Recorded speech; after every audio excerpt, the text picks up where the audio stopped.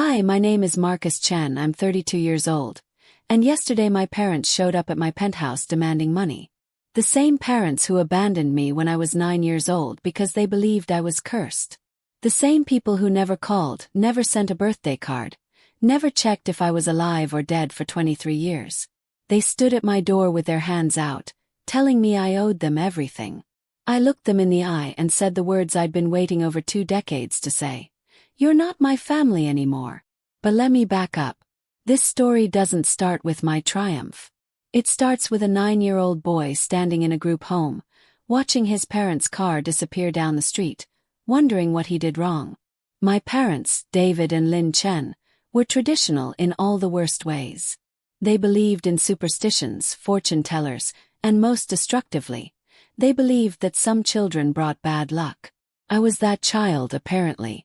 Or at least, that's what the fortune teller told them after my father lost his job and my grandmother died within the same month I turned 9. I remember the day they took me to the woman's apartment. She had beaded curtains and incense burning, and she looked at me like I was something rotten.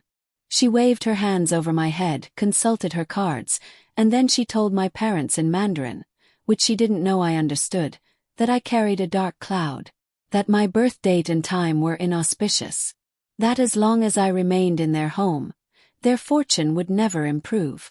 My mother started crying. My father's face went hard as stone.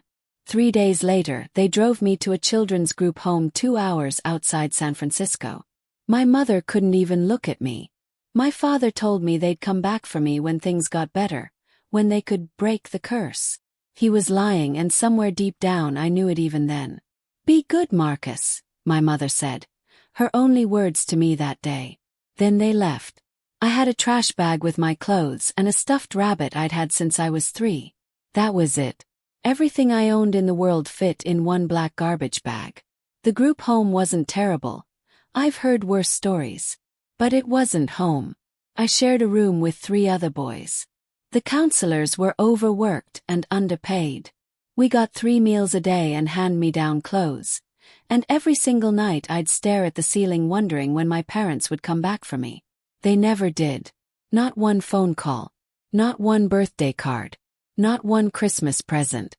When other kids got weekend visits or family therapy sessions, I sat alone in the common room, pretending to read, pretending I didn't care. But I cared. God, I cared so much it felt like my chest was caving in. I spent my 10th birthday crying in the bathroom. My 11th birthday pretending I didn't know what day it was. By my 12th birthday, I'd stopped hoping they'd remember. The group home had a rule. If you weren't adopted or reunited with family by 13, you went into the foster system. A week before my 13th birthday, I asked my caseworker, Mrs. Rodriguez, if she'd heard anything from my parents. Marcus, she said gently, her eyes sad. They signed away their parental rights 2 years ago. They're not coming back, honey. 2 years. They'd made it official 2 years ago and no one had told me. I'd spent 730 days waiting for people who had legally erased me from their lives. That night, something in me hardened. I made a decision. If no one was coming to save me, I'd save myself. I threw myself into school. I tutored other kids for pocket money. I got a work permit at 14 and got a job washing dishes at a Chinese restaurant. The owner, Mr. Wong, was gruff but kind. He'd slip me extra food and let me do homework during slow hours. He was more of a parent to me in 2 years than mine had been in 9.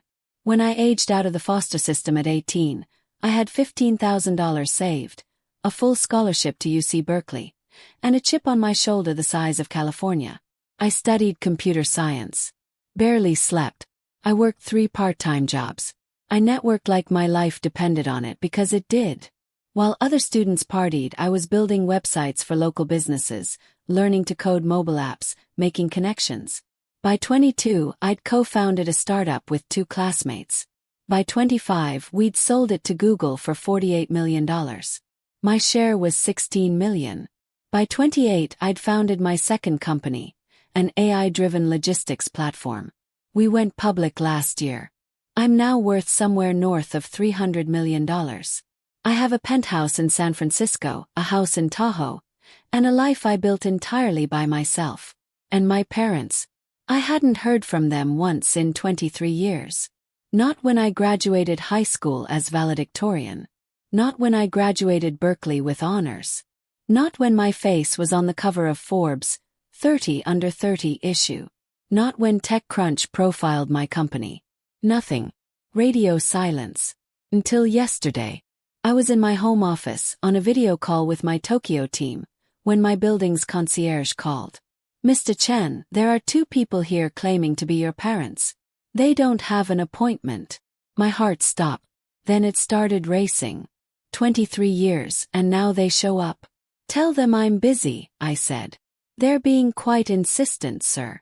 They say it's urgent family business. Family business. The phrase was almost funny.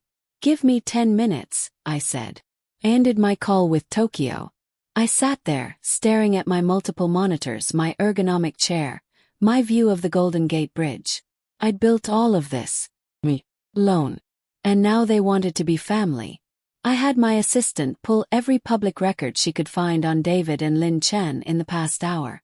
It didn't take long. They'd moved to Las Vegas 15 years ago.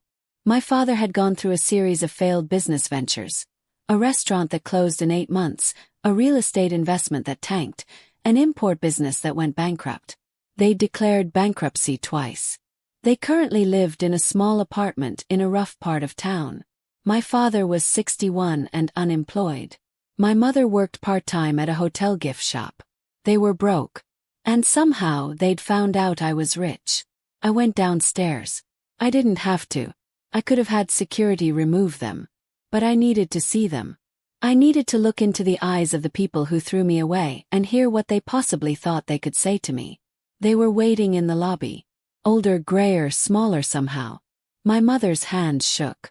My father stood with his arms crossed, trying to look authoritative. Failing. Marcus, my mother said, stepping forward. You've grown so much. I stared at her. Have I? I wouldn't know. You weren't there to see it. We can explain, my father started. Upstairs, I said. Not here. I took them up to my penthouse. I watched my mother's eyes widen at the marble floors, the floor-to-ceiling windows, the modern art on the walls. I saw my father's jaw clench with what I recognized as envy. We sat in my living room. I didn't offer them tea. I didn't offer them anything. Well, said. My mother pulled a tissue from her purse. Here came the tears. Marcus, we've missed you so much. We think about you every day. Really? Every day for 23 years. And not once did you pick up a phone. We were ashamed, my father said. We made a terrible mistake. We were young, we were foolish. We listened to that charlatan fortune teller. You were 38, I said flatly. You weren't young. You were adults who abandoned your child because you needed someone to blame for your failures. We want to make it right, my mother said. We want to be a family again. There it was. The hook before the ask. I leaned back in my chair. How did you find me? They exchanged glances. We saw you on the news, my father admitted. Your company going public. We were so proud. Proud. I let the word hang in the air. You were proud of the curse. The bad luck child. Interesting how the narrative changes when there's money involved. Don't be like that, my mother said. We're still your parents. Blood is blood. You signed away your parental rights when I was 11. Blood stopped meaning anything then. My father stood up, his face reddening. We gave you life. We raised you for 9 years. You owe us something for that. And there it was. The real reason for the visit. How much? I asked calmly. What? How much do you need? Let's skip the pretense. You didn't come here for a reunion. You came here because you're broke and you think I owe you. So how much? My mother's tears were real now, but not from shame. From anger at being called out. We have debts, she said. Medical bills. We could lose our apartment. We just need a little help to get back on our feet. 200,000, my father said. That's nothing to you. It would change our lives. I stood up and walked to my window. I looked out at the city, at the life I'd built from nothing. When I was 10 years old, I said, not turning around, I had a birthday in the group home. No cake. No presents. One of the counselors felt bad for me, so she gave me a cupcake with a candle. I made a wish. Do you want to know what I wished for? Silence behind me. I wished that you'd come back. That you'd realize you made a mistake. That we could be a family again. I turned to face them. I wasted years of wishes on you. Years of hope. Years of thinking that maybe someday you'd love me enough to try. We do love you, my mother said weakly. No. You love what I can give you. There's a difference. I walked to my door and opened it. I think you should leave now. My father's face went from red to purple. You ungrateful little, after everything we did for you. Everything you did for me. My voice rose for the first time. You abandoned a 9-year-old child. You threw me away like garbage. I raised myself. I put myself through school. I built this life with my own hands while you were in Vegas losing money on get-rich-quick schemes. We're family, my mother shrieked, standing up. You can't turn your back on family. I laughed. It was a cold, bitter sound. I learned from the best. We'll sue you, my father threatened. We'll go to the media. We'll tell everyone how you turned your back on your elderly parents in their time of need. Please do, I said calmly. I have excellent lawyers. And I'm sure the media will be very interested in the parents who abandoned their child for 23 years and only showed up when he got rich. I'm sure that will go great for you. Pulled out my phone. I'm calling security now. You can leave on your own or they can help you. Your choice. My mother grabbed my arm. Marcus, please. We're desperate. We have nowhere else to turn. I looked down at her hand on my arm. The same hand that had packed my clothes in a trash bag. The same hand that had waved goodbye and never reached out again. I removed her hand gently but firmly. You had 23 years to turn to me. You had 8,395 days to pick up a phone. You chose not to. Now I'm choosing not to help you. Seems fair, doesn't it? You'll regret this, my father spat as security arrived. Family is everything. You'll end up alone. I smiled and I meant it. I've been alone since I was 9 years old. I got used to it. I built a life anyway. I have friends. I have colleagues who respect me. I have a girlfriend who loves me. I have Mr. Wong, who gave a scared 14-year-old a job and actually showed up for my college graduation. My voice hardened. I have family. Real family. People who chose to be in my life. You're not part of it. Security escorted them to the elevator. My mother was crying. My father was still making threats. I closed my door on their voices and stood in my beautiful, expensive, empty apartment. And then I called my lawyer. Richard, I said when he picked up. I need you to draft a cease and desist. My biological parents are not to contact me, come to my home or approach me in any way. If they do, I want it prosecuted as harassment. Understood, Richard said. Anything else? Yes, I want to make a donation. $200,000 to the Children's Home Society of California, specifically for their independent living program for teens aging out of foster care. The amount my parents wanted. Put to actual good use. Consider it done. I hung up and called my girlfriend, Sarah. She was a therapist who worked with foster kids. She understood. They came, I said when she answered. Oh, Marcus. Are you okay? I am actually. I really am. And I was. For the first time in 23 years I felt free. I'd spent so long wondering what I'd say if I ever saw them again. Would I yell? Would I cry? Would some part of me hope for reconciliation?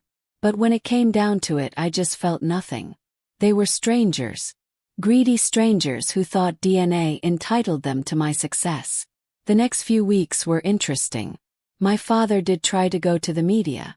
A local news station actually called me for comment on their heartbreaking story of elderly parents cut off by their wealthy son. I gave them the full story. I provided documentation, the dates they signed away their rights, the 23 years of silence, my caseworker's testimony. I even provided my first Forbes interview where I'd mentioned being raised in foster care. The story never aired. Instead, several outlets ran pieces on the importance of supporting foster youth and the predatory behavior of estranged family members who resurface when money enters the picture. My mother called from a blocked number. I let it go to voicemail. "Marcus, please, you're killing your father with this stress. He had a heart attack scare. Please, we're begging you." I deleted it. My father sent a letter to my office. It alternated between pleading and threatening. My lawyer sent the cease and desist. Then they tried a new tactic. They reached out to distant relatives, cousins I'd never met, my father's brother who I'd seen maybe twice as a child. They told sob stories about how successful their son had become and how he'd turned his back on them. Uncle James actually called me. "Marcus, I know I haven't been in your life, but your parents are really struggling. Surely you can help them out a little." "Uncle James," I said calmly, "did they tell you they abandoned me when I was 9? Did they mention the 23 years of absolutely no contact?" Silence. "I didn't think so. Thanks for calling." The extended family stopped reaching out after that. 6 months passed. Then a year. I got on with my life. My company launched a new product line. I started a foundation for foster youth, providing scholarships and mentorship. I proposed to Sarah. She said yes. We were planning our wedding when I got a call from a hospital in Las Vegas. "Mr. Chen, this is St. Rose Dominican Hospital. Your father, David Chen, has been admitted. He's had a major heart attack. He's asking for you." My hand tightened on the phone. "Is he going to survive?" "He's stable for now, but it was serious. Will you be coming?" I should have felt something. Panic. Worry. The pull of obligation. But I just felt tired. "No," I said. "I won't be coming. I'm not his next of kin. We're not in contact. He needs to list someone else." "But sir, thank you for calling. I hope he recovers." Hung up. Sarah was watching me from the couch. "Your dad?" she asked gently. "Heart attack. He's stable. Do you want to go?" I sat down next to her. "If I go, it opens the door. They'll take it as forgiveness, as me accepting responsibility for them. And I'm not responsible for them. I'm not." She took my hand. "You're not. You don't owe them anything. Then why do I feel guilty?" "Because you're a good person. Because even after everything, some part of you still wishes they were different. That's normal.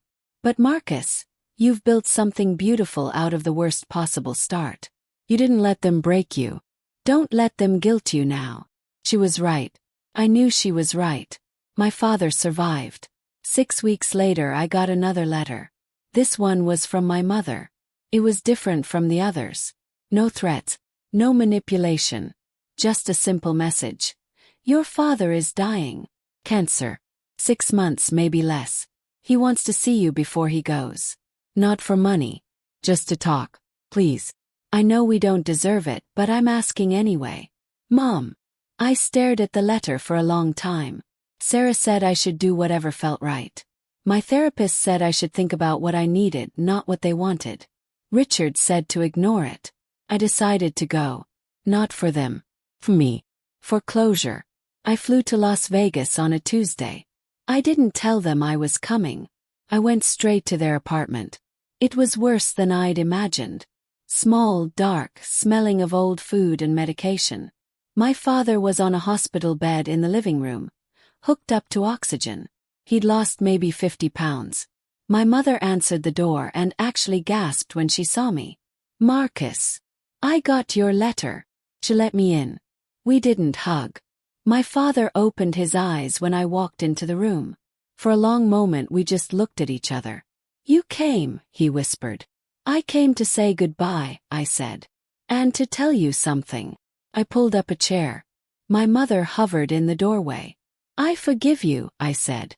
The word surprised even me. Not because you deserve it. Not because what you did was okay. But because I'm tired of carrying anger around. I'm tired of you having any power over my life at all. So I forgive you and I'm letting you go. My father's eyes filled with tears. I'm sorry. God, Marcus, I'm so sorry. We were wrong. We were so wrong. Yes, you were. Could we? He couldn't finish. No, I said gently. We can't have a relationship. Too much time has passed. Too much damage was done. I forgive you, but I don't want you in my life. I just wanted you to know that I'm okay. Better than okay. I'm happy. I built a good life. You don't need to worry about me. We're proud of you, my mother said from the doorway. I looked at her. Thank you. But I didn't do it for you. I stood up. I'm getting married in 3 months.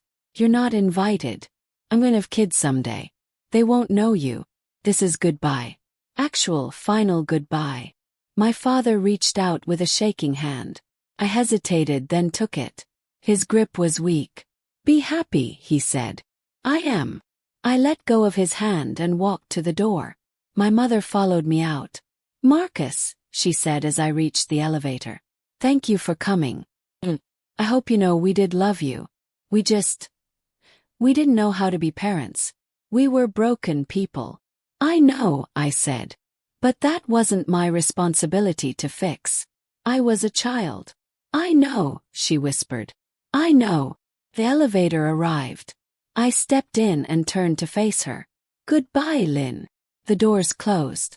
I cried on the plane home. Not for them. For the little boy I'd been. For all the years I'd lost. For the family I'd never had. I let myself grieve it one final time. When I landed, Sarah was waiting. She held me and I felt whole. My father died 4 months later. My mother sent me a message through a lawyer. He'd asked her to tell me he was sorry one last time. I sent flowers to the funeral but didn't attend. That was 2 years ago. Now I'm 34. Sarah and I have been married for a year. We're expecting our first child in 6 months. A daughter. We've already picked out her name, Hope. My company is thriving. My foundation has helped 200 foster youth get college educations. I still have dinner with Mr. Wong once a month. He's going to be my daughter's honorary grandfather. My mother sends a card every Christmas. I don't respond, but I don't return them either. They sit in a box in my office, unopened. Maybe someday I'll read them. Maybe not. It doesn't matter. Sometimes people ask me if I regret how things turned out with my parents. If I wish I'd given them money, helped them, built a relationship. The answer is no. They taught me the most important lesson of my life. That family isn't about blood. It's about who shows up. It's about who stays. It's about who sees you at your worst and chooses to love you anyway. I spent years waiting for people who were never coming back. Then I stopped waiting and built my own family. I chose people who chose me back. And that made all the difference. I look at the ultrasound picture on my desk. My daughter, my hope, my future. She'll never know what it's like to be unwanted. She'll never wonder if she's loved. She'll never be abandoned. I broke the cycle. I won. And that's the best revenge of all.